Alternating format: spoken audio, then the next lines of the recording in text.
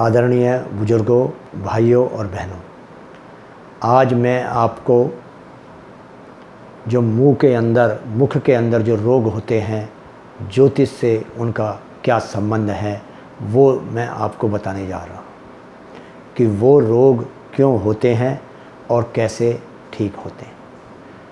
उनके बारे में अपने विचार व्यक्त कर रहा हूँ।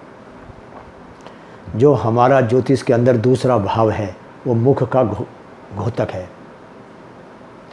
जब दूसरे भाव के अंदर कोई भी अशुभ ग्रह आ जाए, कोई भी ग्रह अशुभ होकर आ जाए, कोई भी ग्रह हो सकता है, वो सूर्य हो, गुरु हो। जैसे अपने सूर्य 7वीं राशि में नीच रहता है, तो अगर 7वीं राशि का सूर्य पड़ जाए दूसरे भाव में तो वो अशुभ हो गया सूर्य।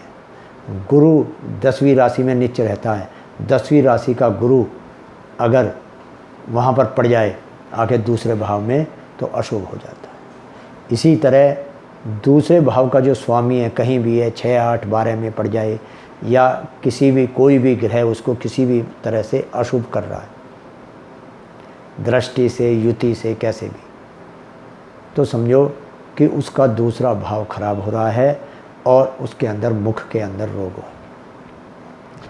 जैसे बुध ग्रह है, अगर बुध किसी तरह से भी अशुभ हो रहा हो दूसरे भाव के अंदर, तो व्यक्ति की जो बोली है वो गोली का काम करेगी और वो व्यक्ति चाहे किसी का कुछ ना बिगाड़े, वो सबका दुश्मन बन जाएगा।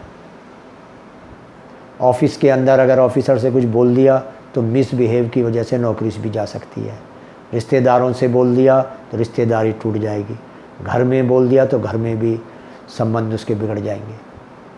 तो बुध ग्रह कितना भी भारी से भारी नुकसान करा सकता है और उसके गले के अंदर भी जो न रोग हो जाएंगे। ऐसे ही गुरु है, गुरु अगर नीचे का पड़ जाए या किसी भी तरह से गुरु अशुभ हो, जितना ज़्यादा अशुभ होगा उतना ही ज़्यादा वो खराब करेगा। गुरु क्या करेगा खराबी कि गले के अंदर टॉन्सिल हो जाएंगे। गुरु जो सांस का भी घोतक है, और अगर जैसे अब कोरोना चल रहा है, जिनका गुरु वहाँ पर दूसरे भाव में नीच का पड़ रहा हो या पूरी तरह से वहाँ नुकसान दे रहा हो, वो उसके 100% कोरोना होगा ही होगा।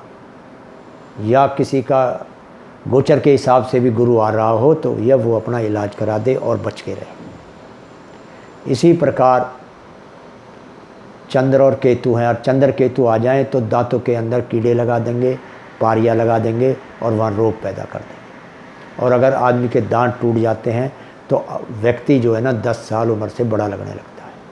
और अगर वो पैसे लगे, एक दांत 10-10 हज़ार से भी ज़्यादा का पड़ रहा है, कि अगर वो अपने पैसे लगाकर दांत लगवा भी ले तो उसकी पाचन क्रिया तो तब भी खराब रहेगी कि पूरी तरह से दांत खाने को नहीं जो काटेंगे और उसके पेट जो ना उसका खराब रहेगा।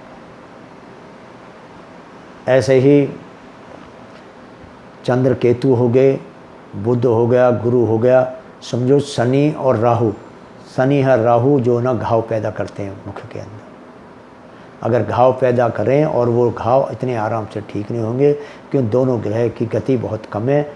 आज तक मंदे मंदे चलते हैं तो लॉन्ग पीरियड तक उनके ना कई सालों तक वो घाव बने रहेंगे, और जितना लंबा घाव रहता है वो घाव जो है कैंसर की तरफ को बढ़ता रहता है।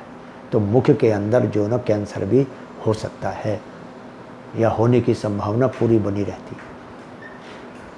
ऐसे ही सूर्य है, अगर सूर्य ग्रह वहाँ पर अशुभ पड़ रहा है तो उसके मुख को सुखा देगा, जीभ उसकी सूखी पड़ी रहेगी और वो बहुत ज़्यादा परेशान रहेगा। शरीर के अंदर गर्मी बढ़ जाएगी और गर्मी से खुजली होएगी, खुजली से उसे गुस्सा आएगा और गुस्से से वो अपने सारे काम खराब कर लेगा। इसलिए मेरे सभी भाइयों से ये विनती है कि अगर किसी के दूसरे भाव के अंदर जो भी ग्रह अशुभ है उस ग्रह का उपाय अवश्य कराएं, अन्य तो रोग किसी भी हद तक बढ़ सकता है और जीवन के अंदर परेशानियां बढ़ा सकता है।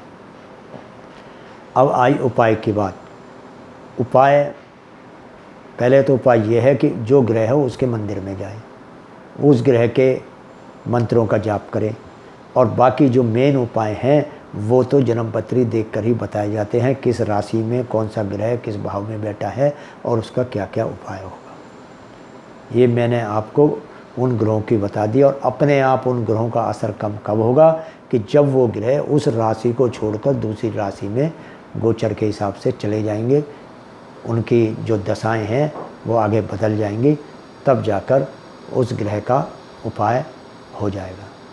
तो भाइयों, आज मैंने आपको इसके बारे में बताया है, मुख के रोगों के बारे में क्या संबंध होता है ज्योतिष से। तो अगर हमारा वीडियो आपको अच्छा लगा हो तो इसको लाइक कर दें और उसको सब्सक्राइब कर दें, जिससे हमारा हौसला बढ़ा रहे और हम आपकी जो ना नई नई चीज़ों से अवगत कराते रहें और आपकी सेवा करते रहें। अंत में मैं इतना ही कहूँगा कि देश के भाग्य से हमारा भाग्य जुड़ा हुआ है, इसलिए देश का ही भाग्य अपना भाग्य है, ये सोच ले। भारत माता की जय। धन्यवाद।